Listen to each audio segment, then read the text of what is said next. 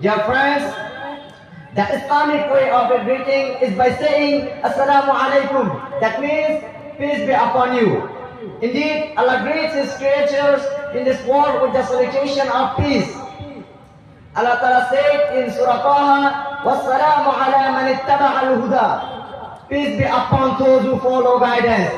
Allah the most exalted said in Surah Anbiya, وَمَا أَرْسَلْنَاكَ إِلَّا رَحْمَةً لِلْعَالَمِينَ. That means Prophet Muhammad sallallahu alaihi wasallam was sent to the world as a mercy to mankind.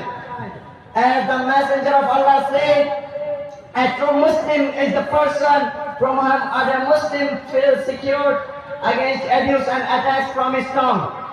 And a true immigrant is the person who forsakes what Allah the Almighty has declared unlawfully. Narrated by Bukhari and Muslim. Furthermore, Islam requires that